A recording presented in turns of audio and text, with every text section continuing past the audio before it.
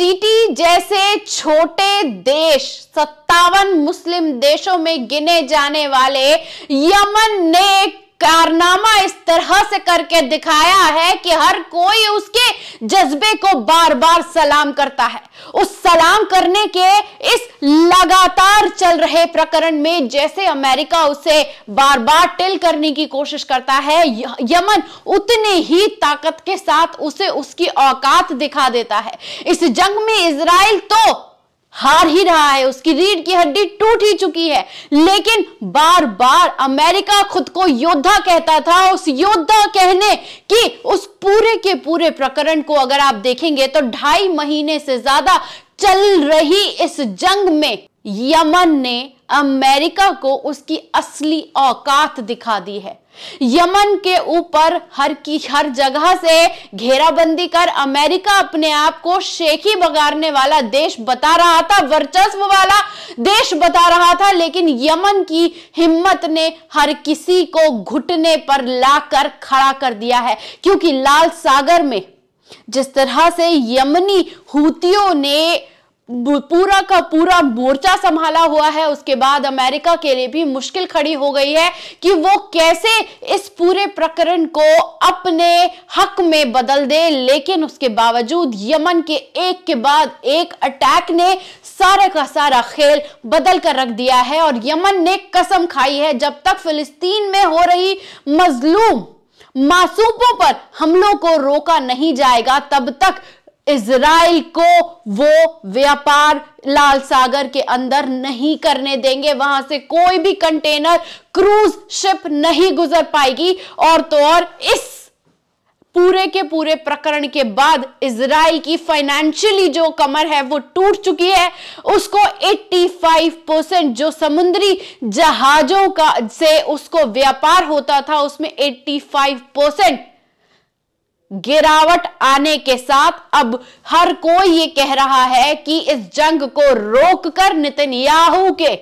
लात देके आगे बढ़ा देने का वक्त है, क्योंकि इसकी वजह से इजराइल की जनता का खुद नुकसान हो रहा है। एक ऐसी जंग लड़ी जा रही है जहां पर अपनी अर्थव्यवस्था का सारा पैसा फिलिस्तीन को खत्म करने में लगाया जा रहा है और जितनी कोशिश उसे खत्म करने की जा रही है उससे ज्यादा पूरी दुनिया का सपोर्ट फिलिस्तीन के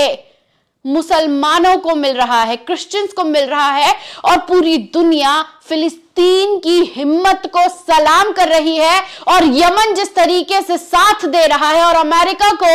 उसकी औकात दिखा रहा है उसका प्रमाण दोस्तों आपके सामने है कि किस तरह से लाल सागर में 12 ड्रोन्स और 5 बैलिस्टिक मिसाइल्स को 2 क्रूज पर जो साउथ के लाल सागर में लॉन्च कर दी है, जिस लगातार 10 घंटे तक ये पूरा का पूरा प्रकरण चला। इस प्रकरण चलने के साथ साथ यूएस मिलिट्री पूरी तरीके से बौखला चुकी है। उसकी बौखलाहट से पता चलता है कि हूतियों की जीत हो रही है और अमेरिका ये जंग हार रहा है। अपने आप को योद्धा कहने वाला अब खुद को योद्धा कैसे कहला है कि जब चीटी जैसे छोटे देश ने उसे घुटनों पर लाकर रख दिया है। इस रिपोर्ट जो कि हिब्रो मीडिया में छपा है दोस्तों, जिसमें यूएस ऑफिशियल्स का ऑफिशियल स्टेटमेंट है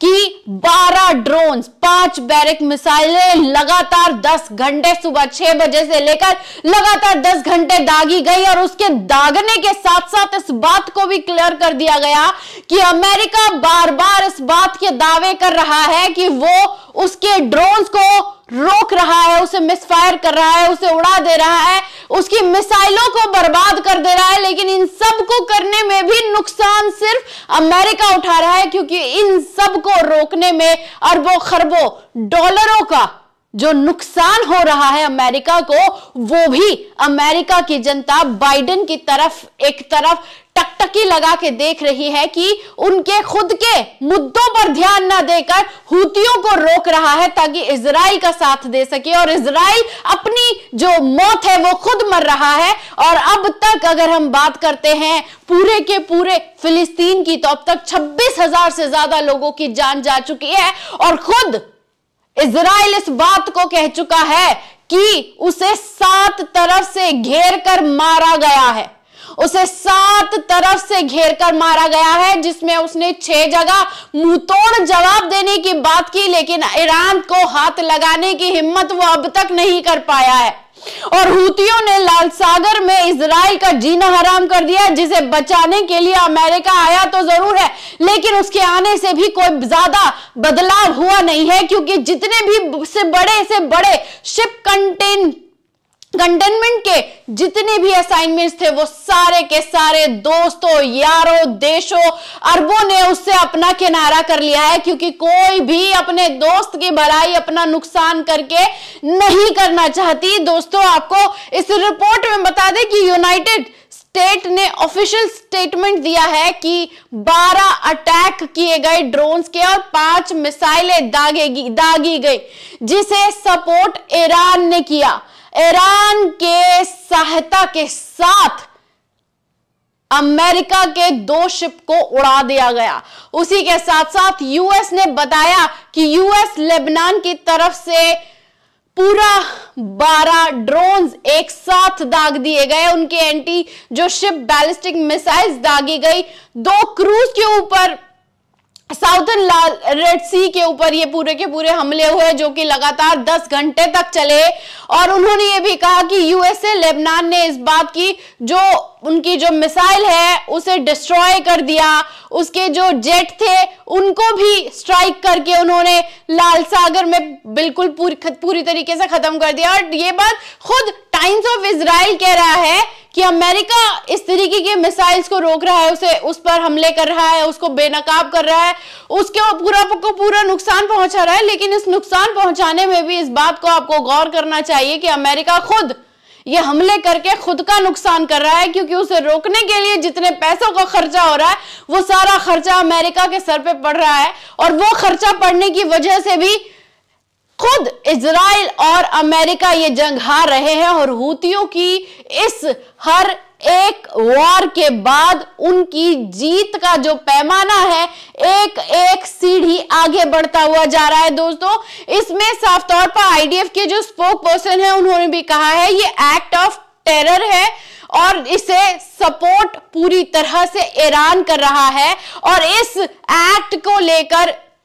जो डिटेक्टिव्स हैं, ईरान के जो डिटेक्टिव्स हैं, उनको भी पूरी तरीके से जान लेना चाहिए कि अमेरिका पर इस तरीके के जो हमले हो रहे हैं और जो हूती लाल सागर में इजराइल के पूरे जो पोर्ट वाले एरिया को घेर कर उसका नुकसान कर रहे हैं, उसका पूरा का पूरा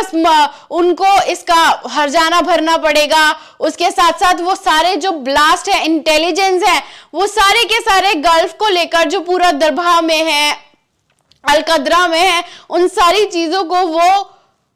बर्बाद करने की बात तो कहते हैं, लेकिन इसी के साथ साथ अमेरिका को होते हुए लाखों अरबों करोड़ों के नुकसान का भी जिक्र करना नहीं भूलते कि हूतियों के हो रहे हमलों को वो लोग रोक तो रहे हैं, लेकिन रोकने में जो खर्च आ रहा है उससे अमेरिका पर भी बोझ पड़ रहा है और इजराइल भी कमजोर हो रहा है। और तो और हूतियों ने इस बात की कसम खाई है कि वो अब किसी भी हाल में नहीं रुकेंगे, क्योंकि उन्हें फिलिस्तीन के मजलूम मुसलमानों पर हो रहे अत्याचारों को रोककर दुनिया को बताना है कि हक और बातिल की इस लड़ाई में वो हक के साथ खड़े हैं। और ये जंग अगर कोई हारेगा तो वो अमेरिका, इजराइल हारेंगे और पूरी दुनिया में उनकी फजीयत होना एकदम पक्का है। कैसी लगी ये खबर कमेंट बॉक्स में आकर अपनी राय देना ना भूलिएगा और चैनल को सब्सक्राइब भी कर लीजिएगा। शुक्रिया।